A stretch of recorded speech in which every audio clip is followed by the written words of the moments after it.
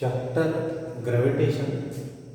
काल आपण ग्रॅव्हिटेशनमध्ये पाहिलं होतं की ॲक्सलरेशन ड्यू टू ग्रॅव्हिटीचं एक एक्सप्रेशन पाहिलं की on the surface of the earth आणि acceleration due to gravity at height H from the surface of the earth. त्याच्यानंतर त्याच्यात पाहिलं होतं की कशाप्रकारे ॲल्टिट्यूड चेंज झालं तर acceleration due to gravity varies. There is variation of acceleration due to gravity with respect to altitude. आणि हे सुद्धा पाहिलं होतं की डेप्थ जमिनीच्या आत जर आपण जात आहोत तर ॲक्सलरेशन ड्यू टू ग्रॅव्हिटीचं व्हेरिएशन कशा प्रकारे होतं, म्हणजे variation of g with respect to depth. आज आपण पाहणार आहोत की variation of g with latitude and rotational of the earth. याच्यात एक ही अर्थ आहे, consider a earth which is rotating from west to east with angular velocity omega. हा पी पॉइंट आहे. या पी पॉइंटवर मास एम ठेवलेला आहे.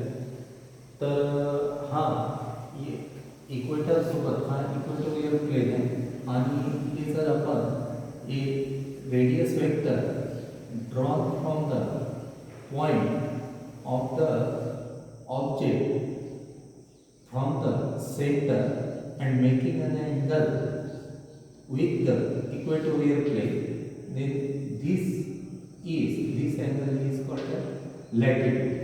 तर या लॅटिट्यूडवर हा हे मास आपण ठेवलेलं आहे. आता याच्यात consider a point P at which a mass M is kept. When the earth is rotating, earth rotate होत आहे, तर point P mass at point P also revolve in a circle of radius R and centre O dash. Let latitude of P be the theta, then P O dash equal to R, this is the radius of the circle, and angle E O P is equal to theta. E being a point on the equator, so angle O P O dash is equal to O P E is equal to theta. So in triangle O P O dash हा जो triangle आहे, या triangle मध्ये cos theta is equal to P O dash divided by OP. P O dash ची value आहे small R, या सर्कलची radius, आणि ही रेडियस या इक्वेटरवर आहे R. So R upon R. So small R is equal to capital R into cos theta. So ही इथं जे मास ठेवलेला आहे हा सर्क्युलर ऑर्बिटमध्ये फिरत आहे, म्हणजे याच्यावर सेंट्रिपिटल फोर्स ॲक्ट होत आहे आणि जे सेंट्रिपिटल ॲक्सलरेशन आहे, ज्या ॲक्सलरेशननी हे मास फिरत आहे, it is directed toward the centre. So the centripetal acceleration for the mass M directed along P O dash is equal to, centripetal ॲक्सलरेशनचा फॉर्म्युला आपल्याला माहिती आहे, तो आहे A is equal to R omega square. पण R ची value आहे R cos theta, ही व्हॅल्यू इथं सबस्टिट्यूट केली तर इथे येणार A is equal to R omega square cos theta.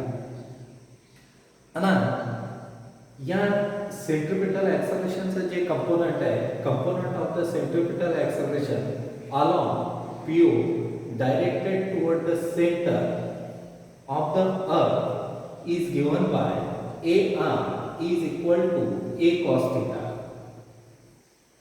is ही व्हॅल्यू आपण काढली होती ती आहे R omega square cos theta.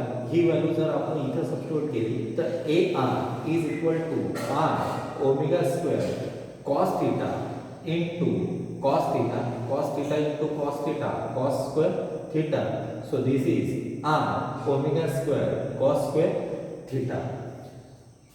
Now, thus the effective force of gravitational attraction on M at P will be written as इथं या पॉइंटवर effective force जो आहे ग्रॅव्हिटेशनल अट्रॅक्शनमुळे या मासवर जो ॲक्ट होत आहे it is given by M g dash is equal to M g minus M R omega square cos square theta. So, effective acceleration due to gravity at latitude theta is given by g dash is equal to g minus r omega square cos square theta. आणि या प्रकारे आपण हे acceleration due to gravity with respect to latitude तर हा formula काढला आहे की G dash is equal to G minus R omega square cos square theta. या इक्वेशनवरून आपल्या लक्षात येत आहे की if cos theta decreases then this value is increases. Cos theta जर डिक्रीज झाला तर sorry if theta is decreases cos theta increases and the effective acceleration due to gravity at latitude decreases. So,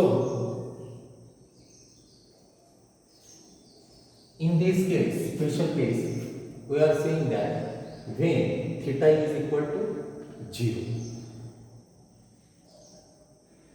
theta ही g आहे acceleration due to effective acceleration due to gravity on the latitude हे depend राहत आहे की radius किती आहे, angular velocity किती आहे आणि अँगल थीटावर. अँगल थीटा तर जसं जसं आपण म्हणजे वरती जाऊ तर ॲक्सलरेशन ड्यू टू ग्रॅव्हिटी जे आहे ते इन्क्रीज होत जाणार. म्हणजे जे effective acceleration due to gravity आहे at the latitude as theta increases, cos theta decreases and this g dash is increases. तर आता आपण स्पेशल केस पाहतो की equator at point E, equator हे जे थीटा आहे, theta is equal to 0. Theta is equal to 0 म्हणजे ही value जर आपण इथं सबस्टिट्यूट केली तर cos 0 इज इक्वल टू 1. तर effective acceleration due to gravity on the latitude is given by g dash is equal to g minus r omega square. तर या यांच्यात जे acceleration due to gravity आहे at equator is minimum. आता radius of the याला या बाजूला आणलं तर g dash minus g minus g dash is equal to r omega square. r ची व्हॅल्यू आहे radius of the earth is equal to 6400 kilometre किंवा मीटरमध्ये 6.4 इंटू 10⁻⁶ मीटर. अँग्युलर वेलोसिटी जी आहे तर अँग्युलर वेलोसिटी म्हणजे 2 पाय अपॉन पिरियडिक टाइम आणि 2 पाय म्हणजे 2 इंटू 3.40 पिरियडिक टाइम याची व्हॅल्यू 24 इंटू 60 इंटू 60. याला जर आपण सॉल्व केला तर याचा आन्सर येत आहे 7.275 इंटू 10⁻⁻⁵ सेकंड. आता ही ओमेगाची व्हॅल्यू आणि आरची व्हॅल्यू इथं जर आपण सबस्टिट्यूट केली तर G minus G dash is equal to 6.4 into 10⁻⁶ into 7.275 into 10⁻⁻5 याला मल्टिप्लाय केला आणि सॉल्व केला तर याचा आन्सर येत आहे 0.03386 मीटर पर सेकंद स्क्वेअर. त्याच प्रकारे या केस सेकंडमध्ये पोल पाहतो की या पोलवर कोणताही एक पोल, नॉर्थ पोल किंवा साऊथ पोल, या पोलवर effective acceleration due to gravity किती राहणार तर पोलवर theta is equal to 90 degree, cos theta is equal to 0 आणि ही value cos theta equal to 0 जर इथं आपण सबस्टिट्यूट केले याला या बाजूला आणला तर G minus G dash G minus G dash is equal to याला जर सॉल्व केला इथं 0 सबस्टिट्यूट केला की cos theta is equal to 0 into R omega square ते 0 आहे ना तर G minus G dash is equal to 0 और G dash is equal to G means at pole the acceleration due to gravity is maximum and at the equator acceleration due to gravity is minimum. Means and we move from equator to the pole the acceleration due to gravity increases. At equator acceleration due to gravity is minimum and at the pole acceleration due to gravity is maximum. तर या प्रकारे आपण पाहतो की लॅटिट्यूडवर variation जीचं होतं आहे आणि कशा प्रकारे होतं आहे. इक्वेटरपासून पोलपर्यंत जातो तर ॲक्सेलरेशन ड्यू टू ग्रॅव्हिटी ही इन्क्रीज होत जातं इक्वेटरवर मिनिमम राहतं. त्याच्यानंतर effect of shape of the earth जी आहे तर त्याच्या शेपचा कोणता इफेक्ट होतो तर अर्थ ही स्पेरिकल शेपची नाही आहे, ती बल्जिंग शेपची आहे. या प्रकारे आहे की सेंटरला फ्लॅट आहे आणि वरती ही नॅरो आहे. आता याच्यात इक्वेटरवर जे आहे तर रेडियस जास्त आहे. आपण हे पाहतो की रोटेशन ऑफ द अर्थ तर इथं रेडियस जास्त आहे आणि याची अँग्युलर वेलोसिटी जी आहे ती सुद्धा जास्त राहील. तर याच्यात जे आहे की इक्वेटोरियल रेडियस ऑफ द अर्थ ही इक्वेटरची जी रेडियस आहे ती 6378 किलोमीटर आहे.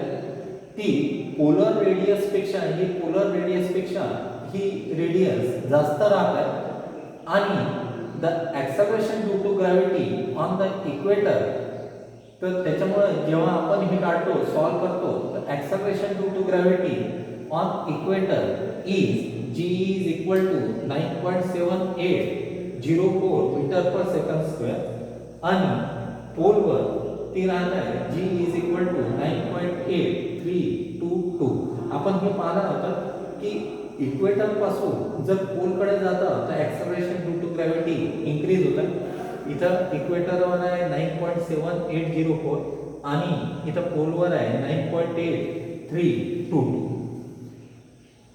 याच्यानंतर हे आहे की ऑब्जेक्ट आहे, ऑब्जेक्टचं वेट जर mg आहे तर जेव्हा तो इक्वेटरवर त्या ऑब्जेक्टचं वेट घेतला आणि पोलवर जर त्याचा वेट जर घेतला तर पोलवर त्याचा वेट जास्त राहणार, इक्वेटरवर कमी राहणार.